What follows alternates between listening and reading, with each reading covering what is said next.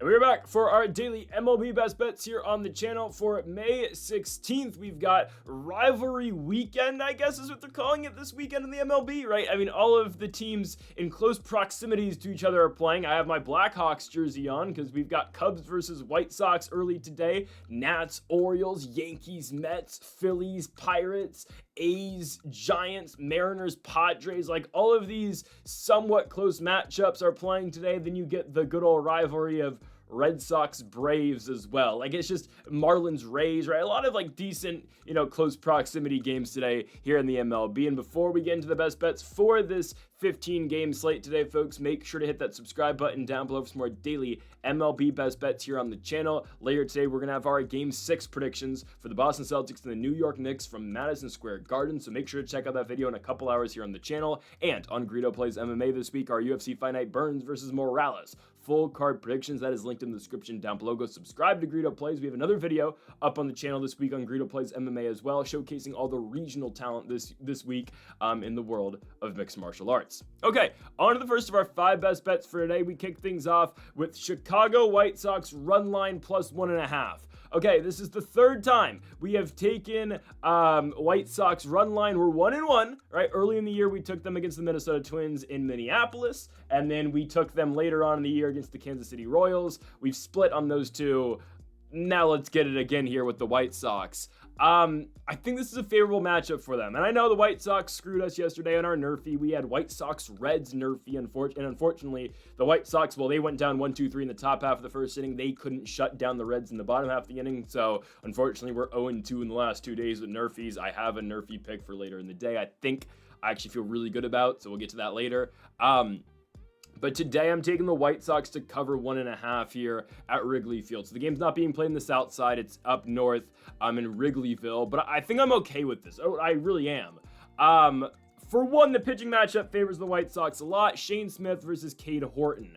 All right, Shane Smith is the best guy right now in this White Sox rotation. We briefly talked about them yesterday, and obviously we did not get a great start yesterday out of Bryce Wilson, but it is what it is. I highlighted, though, that Shane Smith is the best guy in this rotation, and obviously every team in the major leagues gets an all-star. Shane Smith is likely the all-star for Chicago this season. I know, again, we are still in the month of May, but so far this year, Shane Smith has a 2.08 ERA, whip at 1.08 as well. His last start against the Miami Marlins, he goes 6 innings, 4 hits, 0 runs and 7 strikeouts. Now the Sox still ended up losing that baseball game, but Shane Smith has been pretty good all year long. He gets to start against the Cubs now, and for a guy who's only 25 years of age, by the way, Smith again has been spectacular for the Sox. So I expect really a shutdown start from him today against a good Cubs lineup, I understand, but at the same time, okay, say the Cubs do score against Shane Smith. All right, it is what it is. We know the guys in that lineup. They've got Kyle Tucker. They've got Seiya Suzuki. This is a team, though, by the way, coming off a 3-1 loss against those lowly Miami Marlins.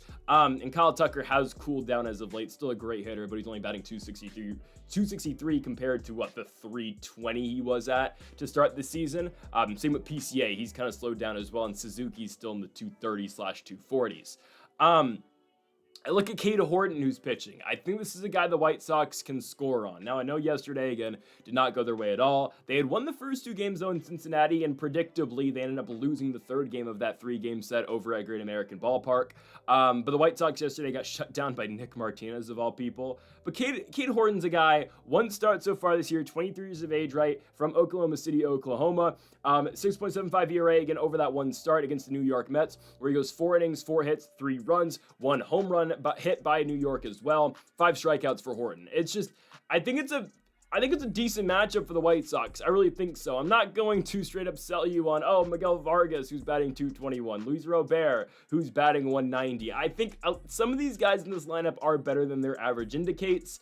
It's just, I feel like the White Sox have been playing slightly better ball recently. They are a team that is still 16 games under 500. They're 14-30, but I think this is a very winnable spot for them. And on top of that, we don't even need the Sox to win today. We're taking them on the run line, so plus 1.5. They can lose this game by 1, obviously, and we still pick up the win. And on top of that, I like taking run line for teams on the road, especially if they're dogs, because, again, you could go into the top of the 9 down by 1 run. We're not sweating it. Hopefully not. If the White Sox score and then extras, it could get tricky. But likely, again, if the White Sox find themselves in a 1-run ball game through 8 innings, we're going to be fine. So I feel pretty okay with this. I feel like the White Sox are going to be able to muster up some runs today, and I do feel like on the mound tonight, Shane Smith, I think, is going to do a decent enough job. I get it. You know, it's Chicago versus Chicago. The MLB is making something out of this whole rivalry weekend thing, but I expect the White Sox to kind of step up to the plate here, and I really like what Shane Smith has done all season.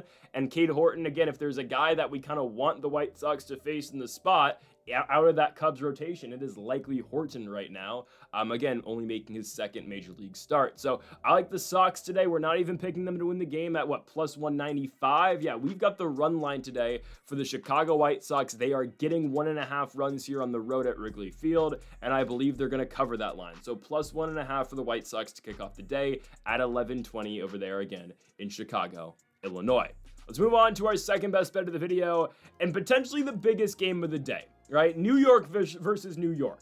Yankees, Mets from Yankee Stadium. Juan Soto's return to Yankee Stadium. Obviously, the two highest bidders last year in the Juan Soto sweepstakes were the Mets and the Yankees. And we're not going to pick a money line here. I want to pick Yankees money line, but a couple factors with that. Carlos Rodon's pitching. He'll have his nights, but I don't really trust that. And at the same time, Yankees are minus 145 today. So I'm going to stay away. Instead, I'm going to pick the best hitter in baseball right now. And by the way, Rodon's been pretty good this year, but he had a blow-up start in his last one against the A's, and I'm just kind of on him. He pitched very well, though, against the Padres in the start before. Regardless, I am siding with the best hitter in the sport of baseball right now, and that is Aaron Judge. Okay, again, tensions are going to be running high, right? Juan Soto's returning to Yankee Stadium. He's returning to the Bronx. You know the crowd's going to be, that Yankee crowd is going to let Juan Soto hear it tonight. But at the same time, I feel like Aaron Judge does rise to the occasion on a night that is likely going to be centered around Soto for the most part. The guy who's batting .412 with 15 home runs and 41 RBI, and we are still in the second week, or I guess third week now of the month of May, is going to rise to the occasion and at least get 2 bases. This is something Judge has done in 5 out of his last 6 games. The only one where he didn't, it was against the Mariners, where he went 1 for 4 on Tuesday. But I mean, Aaron Judge at Yankee Stadium kind of just feels like a glitch. And Tyler McGill recently has not been that great for New York. He's given up runs in all 3 of his last starts, and he hasn't really gone deep into any of these except for, of course, the Nationals start. The Mets still lost that game, but still, McGill in his last 3 starts against the Nats, 6 1/3, 3 hits, 3 runs. Cardinals start, 5 innings, 4 hits, 4 runs. Cubs start, 4 2/3, 7 hits, 4 runs, right? Aaron Judge, at Yankee Stadium against a guy like Tyler McGill, who's going to give up runs, who's going to give up hits, I think this is an easy line for him to hit. And obviously, right, the odds indicate that, right? Usually at over 1.5 total bases, we had it yesterday with Jacob Wilson. Unfortunately, Wilson only had one hit yesterday, or 1 base for the Athletics in that one-sided beatdown at Dodger Stadium. My goodness, 19-2. But anyways, right, we didn't hit that yesterday with Jacob Wilson. The point I'm trying to make on that, though, is, right, Wilson, for a line like that, was at, plus 110. Aaron Judge, being the hitter that he is at minus 120. So we still feel good about this. Again, we're just playing tougher odds for this one, but I'm fine with it, right? Tyler McGill giving up runs, he's given up hits, and Aaron Judge, again, is the best hitter in the sport, right? 5 out of his last 6 games, he has easily cleared this line. Judge, right, with 15 home runs. It feels like almost every other night that he plays at Yankee Stadium, he's hitting the ball over the fence. And hell, in his last game against the Seattle Mariners at T-Mobile Park, he's going yard there as well. So again, I know most of Aaron Judge, I don't want to say most, but a lot of Aaron Judge's home runs, some's a better way to put this, some of Aaron Judge's home runs are just Yankee Stadium home runs, right? They barely clear the wall over there, and they do feel like a little bit Mickey Mouse New York homers. That's fine. We're going to play that to our advantage here. I did consider going Juan Soto over today, but I don't know. He's going into enemy territory now. I don't know if he delivers. He's getting Rodon, who's a lefty matchup for Juan. Again, not horrible, but I'd rather side with Judge. Full transparency, this line for Juan Soto over 1.5 total bases was plus 110, I believe, or plus 105. And I expect a lot of runs to be scored today, even against 2 really good pitchers at times in McGill and Rodon. I feel like Rodon's a little bit better right now, but I'm going to side with Aaron Judge, right? Again, it's hard to pick against this guy. It's the same thing we talked about the other day with Shohei Ohtani, right? you can't really go wrong at times by just picking the stars of the sport. And that's exactly what I'm doing here. Again, this guy bets 412, right? I mean, more than 4 out of every 10 at bats, this guy is getting on base. So I feel pretty confident in this, and we can get this done obviously with just one swing of the bat and likely a home run. I saw the home run odds today for Aaron Judge are like minus 180 or minus 190. So it's a line that a lot of people expect him to clear, and I do believe he's going to do just that. Give me Aaron Judge. Give me number 99, All Rise. Judge to come through today at Yankee Stadium. Over 1.5 total bases at minus 120 against Juan Soto and the New York Metropolitans. Let's go on to our third best bet of the video, guys. I'm so confident in Nationals money line today. I just am. I told you guys a little bit ago, right? We were going to stay away from Nats money line for the foreseeable future. And I've been waiting for today, Friday, May 16th, to pick the Washington Nationals again on the money line. If they don't hit this, we're going to stay away for a while again, even though they should win tomorrow with Kyle Gibson pitching for the Orioles. I mean, on paper, guys, the Nationals should win this series. They should. This is a team that, yes, is 9 games under 500. I'll get to yesterday's game in a few moments because it annoys me. But on paper, this team should probably win today and tomorrow. I don't know about Sunday with Soroka versus Eflin. How are we on Fox Sports 1 on Saturday? Who decided to broadcast that game with Jake Irvin and Kyle Gibson pitching?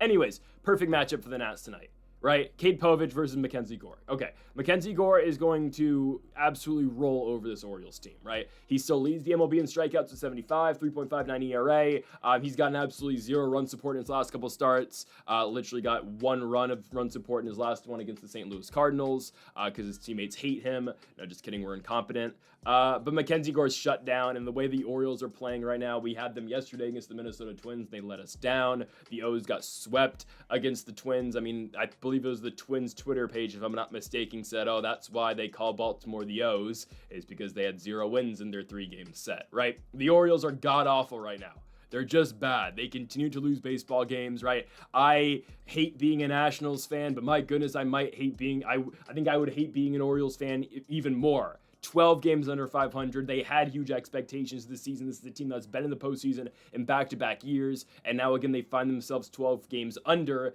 and hopefully find themselves losing 5 consecutive games if the Nats are able to do the thing tonight and tomorrow. So the Nats should win this game. They did struggle in their first outing against Cade Povich, right? The Orioles ended up winning that game 2-1, and Povich had a pretty good start against the Nats, right? Soft pitching lefties has always been kind of the Nationals' kryptonite, but I do feel like, and yes, Povich had a good start the first time around against the Nats, 6 2/3 innings, 4 hits, 1 run. I do feel, though, like the second time the Nats see Povich, I feel like they're going to be so much better, and I know the Nationals have lost, 8 out their last 9 games. That's absolutely abysmal, and it's disgusting. But at the same time, the Orioles have absolutely no momentum as well, and I feel like the Nationals, again, with their ace on the bump in Mackenzie Gore, there should be this newfound confidence around this team going into this series, and just, hey, check yourselves. You're playing a team that's 12 games under 500, okay? You suck in your own right, do the Nationals. You're 9 games under. Find a way to get a sweep here. Get back to 6 games under. God, we're in May, and I'm already talking about trying to get back to 6 games under 500.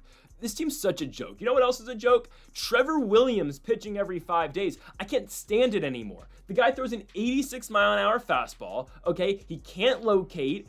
Why does he still pitch for this team yesterday against the Braves? Abysmal as well, right? Can't even go 5 innings. At least Trevor Williams' thing last year, which he fooled the Nats organization, was, okay, he's gonna go 5 innings. He got out some random bases-loaded jams, like I remember in Texas once with no outs. But anyways, he fooled everyone. He somehow got a 2-year contract, so we're not even done with the Trevor Williams thing after the season. The problem is, why is he still starting?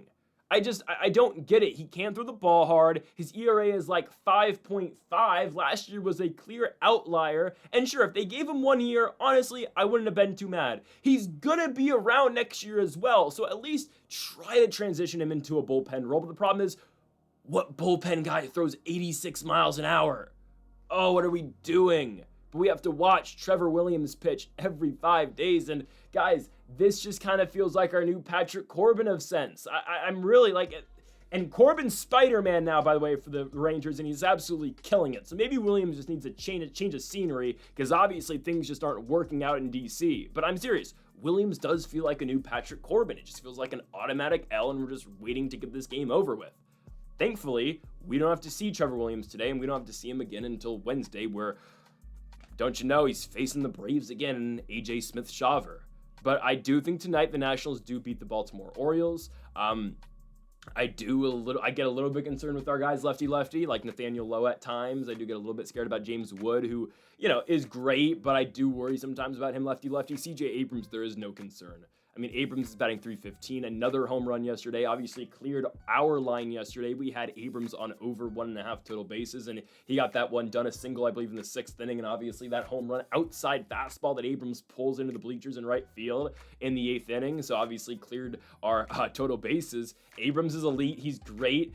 They need to extend him immediately. Guys, the Nats are looking right now. We could have 4 All-Stars. We're not going to get it because our team sucks and we're 9 games under, but I mean, Gore, Wood, Abrams, Finnegan.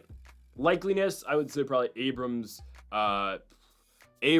Wood, Finnegan, Gore, just because, yes, Gore's got the strikeouts, but his ERA is like 3.5, which I don't know. But anyways, Abrams is great, and I think he's going to be the guy that really pushes the envelope here in this victory for the Nats today at Camden Yards in Baltimore.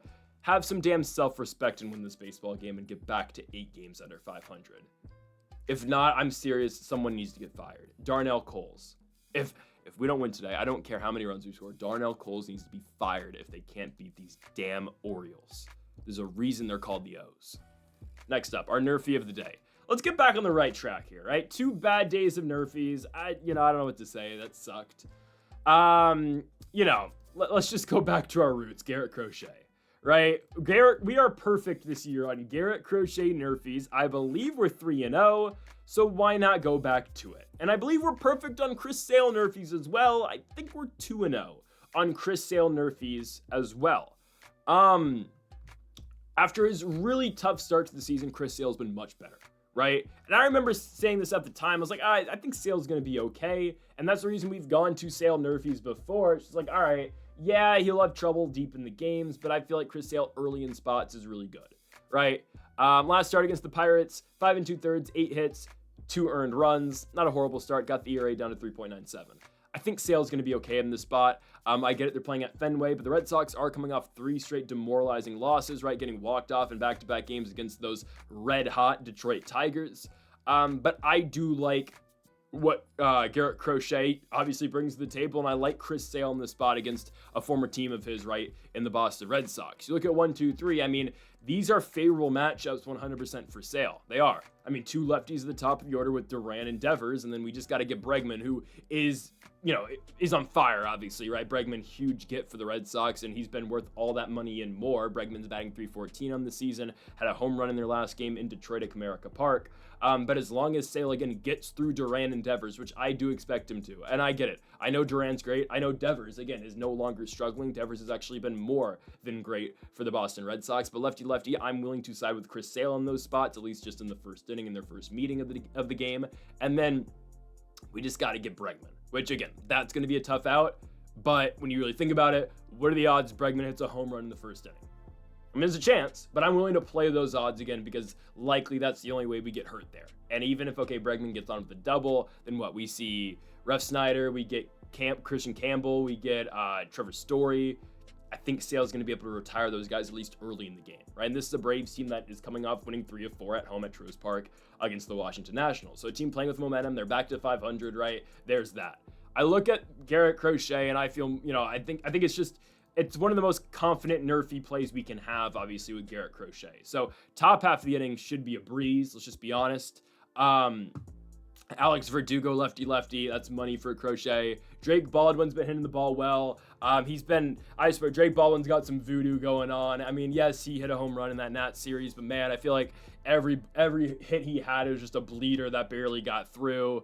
There was one where one barely got by Ahmed Rosario in the series, and it just is what it is. Yeah, there's Ozuna from the Braves, or Ozuna on the Braves. It's Ozuna from the Braves. But I think Garrett Crochet is going to be fine there. And if a guy gets on, Matt Olson's up. And I'll just be honest, Matt Olson doesn't scare me right now. I think he's still a very good hitter, and I think he'll be fine. But right now, Matt Olson's batting .215. And I don't like his odds against an elite left-handed pitcher, and really just an elite pitcher in general in Major League Baseball right now in Crochet. So I think we're fine, honestly, with Garrett Crochet, right? Fenway Park, it is what it is. The monster's there, but Again, I think Alex Bregman is just by far our biggest concern. I know Ozuna's great, but I think Garrett Crochet is able to find a way to navigate past him. And again, you look at Garrett Crochet's stats this season, 1.93 ERA. His last start against the Kansas City Royals, bend don't break, right? 7 innings, 7 hits, but only gave up 1 run. Start before that against the Twins, 5 innings, 4 hits, 1 run. Arguably one of his worst starts of the entire season. Actually, that would probably be the Mariners start where he went 5 innings, 5 hits, 4 runs. But you really take away that Mariners start, Crochet's ERA, I think, is like 1.4. I mean, he's still the favorite to win the American League Cy Young, slightly ahead of Tarek Skubal, who's still been incredible this season as well. But again, we trust the stars, and Garrett Crochet has not let us down this year in the Nerfies, nor has Chris Sale. So give me Crochet and give me Unk over there in Atlanta as well in Sale to get the job done. Crochet and Sale here at Fenway Park with the Braves and the Red Sox. Sign me up for the no runs in the first inning at -125. Got to get back on the right track here with the Nerfies. Our final best bet of the video comes in the Battle of the Bay, at least the former Battle of the Bay. What are we calling it now? The Battle of NorCal? Oh, it doesn't sound the same. It really doesn't. I was at the final Battle of the Bay last year, by the way, between the Giants and the A's, and I'm not going to this one, but it just doesn't hit the same, man. It doesn't hit the same. Anyways, give me the Athletics. Last time we took the A's, huge underdog spot. We actually took them to outright beat the Dodgers a couple days ago in the one game they actually won over there in LA, and it hit. So now we're going A's money line here in San Francisco. I'm pretty cool with this one, honestly. And the reason why the line's where it's at is because of Logan Webb, obviously, right? Logan Webb tonight, the Giants' ace, is starting for them in San Francisco. The Giants are at -180. The A's on the flip side are at +150, obviously, here on the road. As long as they can get 1 or 2 runs off of Logan Webb, I think we're going to be okay. I really think so. I think JP Sears is going to shut down San Francisco. Guys, I'm still not impressed with the Giants' bats. Okay, they let us down the other day. I know, again, they had a crazy rally to come back. Well, actually, it wasn't that big of a rally. They were down 3 and they scored a couple in the 7th. They had bases loaded, 1 out in the 9th, and they only got 1 run. It was a Lamont Wade walk, but unfortunately, right, the Giants couldn't seal the deal for us. I still don't like this team hitting wise. I just don't. You know, I put a lot of faith into this team the other day. Jordan Hicks laid an egg, 2 innings, 7 hits, 5 runs. But, you know, Eduardo Rodriguez is on the mound. I'm thinking, okay, you know, this is a nuke spot for the Giants. Sure, they get 4 runs off the guy, but on 5 hits, I mean, come on. The guy's got an ERA of 7, and you let Jordan Hicks give up more runs to the D-backs than you could get off of Rodriguez. And I look at JP Sears, who's been great this season. 2.8 ERA, coming off a start against the New York Yankees, where he goes 5 innings, 4 hits, 1 run. Again, Sears is a guy that's likely not going to go past that 6th inning, but if we're just able to get 6 innings of good work out of Sears in a park that is very pitcher-friendly, I think we're going to be okay. Because I look at this Giants lineup, and especially lefty-lefty with JP Sears. The guys who are going to hurt you are right-handed pitching killers. Jung-Ho Lee, right? That's the guy who's going to kill you if you bring in a right-handed pitcher. And really, the list kind of just ends there. I get it. Elliot Ramos is actually really good against left-handed pitching. Mike Yastrzemski, though, right? That's a guy who might not always play every day against lefts. He does right now, obviously, because the Giants are struggling mightily at the dish. But, right, the guys who are going to hurt you the most in this Giants lineup are Jung-Ho Lee and it's Mike Yastrzemski. And we have a lefty on the mound in JP Sears who should give them a lot of problems. So I really like going with left-handed pitchers against the San Francisco Giants, and I'm going to continue to fade the San Francisco Giants, as the one time I ever put faith into them the other day, they lay an egg against one of the worst, if not the worst, starting pitcher in all of Major League Baseball. And I look at this A's lineup, right? Okay, tough outing yesterday against the Dodgers. Shout out Johnny Peretta by striking out Shohei Ohtani in the 8th inning. That was hilarious. 87 miles an hour. He cocks back and blows that ball. He cocks back and blows that ball right by Shohei Ohtani. Regardless, though, they're not playing the Dodgers anymore. You just get their rivals down or up north. Why isn't this a rivalry game? Wait, why aren't the Dodgers and Giants playing? Like, I get it, you know, the Battle of the Bay Bridge or wherever the hell, but like, Dodgers Giants is like the biggest rivalry in baseball, and okay, it's fine. It's okay. The Dodgers are playing, where are they playing? The Angels. Oh. Think about rivalries, I think Angels Dodgers. Yeah, you're right. Anyways, I get it. They want close, crosstown matchups. But look at the A's. Okay, bad night yesterday. It is what it is, right? It's just one of those games. They score 1 run in the first inning. They should have got more, but it is what it is. And the Dodgers scored 3 in the bottom of the first. They scored 3 in the bottom of the second, and they scored 7 in the bottom of the third. That was my concern with the A's yesterday, and I've said it before. Like, I don't think Osvaldo Bido is a good starting pitcher. I'm just going to be honest. He gives up way too much hard contact, and he's just not a good put away pitcher. And the A's struggled mightily yesterday, obviously, right? Giving up 19 runs in total against the Dodgers. But it's the Dodgers. It is what it is.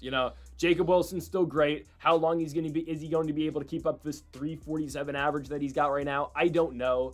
But Soderstrom has been kind of cold. He's still batting 280, but we need Soderstrom to come through tonight, right? You got a guy like Brent Rooker in the lineup still. Lawrence Butler's kind of been cold as well, but the A's played fairly well last year when they were in San Francisco. The game I attended last year at Oracle Park between the Athletics and the Giants, Lawrence Butler hit a home run. I cashed on the Lawrence Butler home run, prop. It is what it is, right?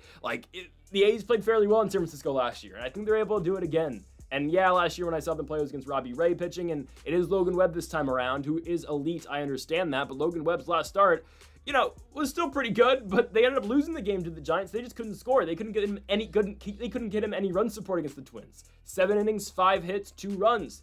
Giants lose the game 2-1 in Minneapolis. 2 starts prior to that against the Padres, 5 innings, 9 hits, 5 runs. I get it, that's the Padres, and San Diego had Pivetta on the mound that night. We did have the Giants, and they lost because they always lose when we pick them. And then another start, Logan Webb gets no run support is in the Angels game. 6 innings, 4 hits, 2 runs. Again, that's back on April 18th, but the Giants lose that game 2-0. They haven't been able to get Logan Webb run support all year long, so why is that going to change tonight when there's a really good southpaw on the bump for Sacramento, right? I think the Athletics are going to win this baseball game, and I think it's a great spot in terms of the value as well. As long as they're able to get 1 or 2 runs off of Logan Webb, I think we're going to see this game be like maybe 2-1 A's or 2-2 going into the bullpen innings in the 7th and the 8th and in the 9th.